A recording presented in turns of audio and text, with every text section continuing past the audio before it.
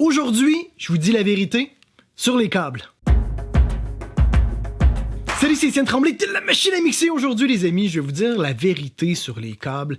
Une chose dont on parle pas souvent, c'est que le câble le plus cher, c'est pas toujours le meilleur et c'est pas toujours le plus approprié pour votre contexte. Fait comment est-ce qu'on choisit un câble, que ce soit un câble un quart là, TRS, TS ou un câble XLR?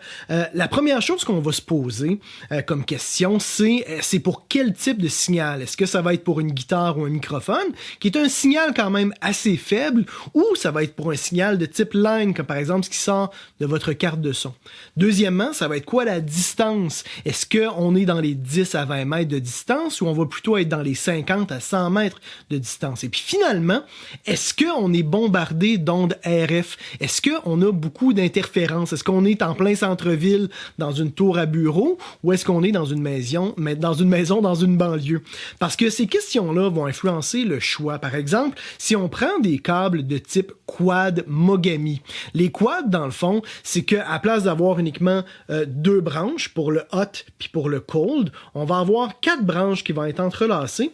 Et puis ça va faire un plus grand rejet des ondes RF. Le câble va rejeter beaucoup plus les interférences. Le câble quad, si vous ne le connaissez pas, parce qu'encore une fois, les marques en Europe et en Amérique du Nord, c'est pas la même chose, mais on va retrouver des quads dans plusieurs marques. Mais les câbles quad viennent aussi avec un coût au niveau de la qualité sonore. C'est que le câble quad va sonner moins bien, il va être moins ouvert, mais ça va toujours être le câble quad qu'on va nous vendre là, dans la plupart des magasins, parce que souvent, c'est le plus cher. Puis les magasins, ils vont faire plus d'argent avec un câble quad. Par contre, le câble dual, lui, va mieux sonner. Si on prend la même type de qualité dans le Mogami, puis qu'on compare le quad avec le dual va être plus ouvert, va être plus musical, va être beaucoup plus agréable. Dans la plupart des contextes de home studio, où qu'on est dans des courtes distances, qu'on n'est pas bombardé d'ondes RF, le câble dual va être généralement le meilleur choix parce que ça va sonner mieux. Moi, dernièrement, j'ai fait le test AB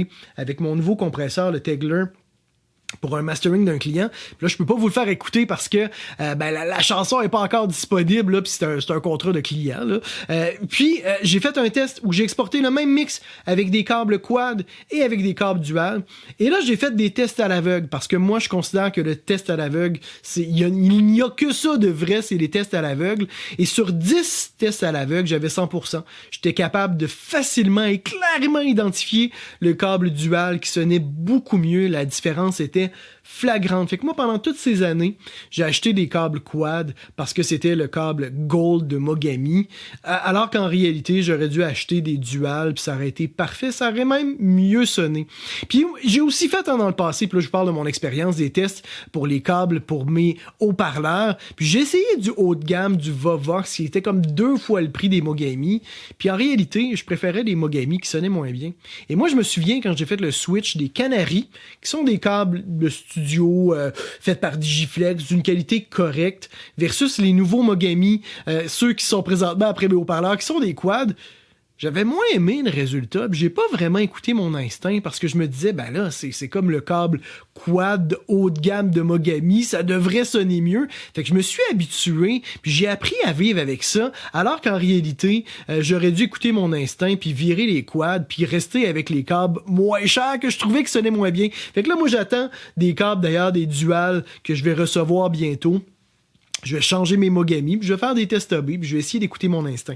Une chose que je peux vous donner par contre comme conseil, si vous achetez des câbles, souvent c'est le connecteur qui va être très important, en plus du câble. Hein. Fait que allez-y avec des câbles qui vont être plaqués or. Ça a un gros impact à moyen et à long terme parce que l'oxydation va changer la qualité. Puis après, allez-y avec des connecteurs que vous pouvez dévisser. Si jamais c'est tout en plastique puis c'est lié, c'est généralement le signe que le câble est vraiment de qualité un peu ordinaire, puis vous pourrez pas réparer votre câble.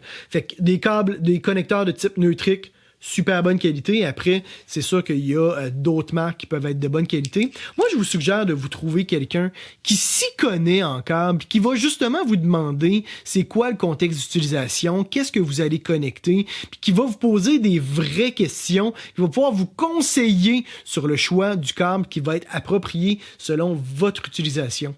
Mais faites attention juste de pas tomber dans le gouffre sans fin d'acheter des câbles à 1000 $, oxygène free. Bref, Achetez pas des câbles faits avec des matériaux vraiment là, impossibles là, qu'on trouve pas sur Terre là, parce que tout à coup on va vous vendre que ça va sonner mieux puis que si vous avez pas ces câbles-là, tout le reste de votre chaîne va être à chier. Ce n'est pas vrai.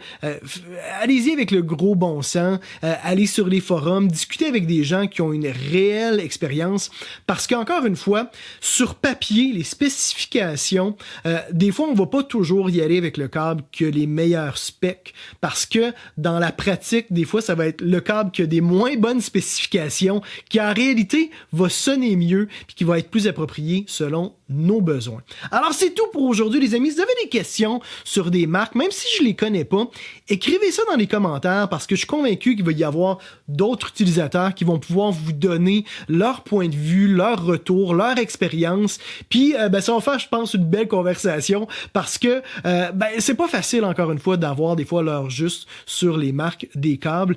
Mettez un petit pouce bleu si vous avez apprécié cette vidéo. Abonnez-vous les amis à ma chaîne YouTube. Et dans tous les cas, on se retrouve la semaine prochaine. C'était Étienne Tremblay pour La Machine à mixer.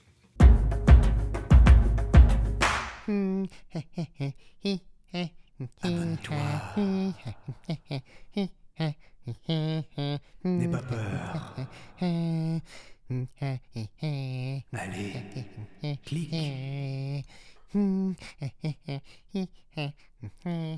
Abonne-toi.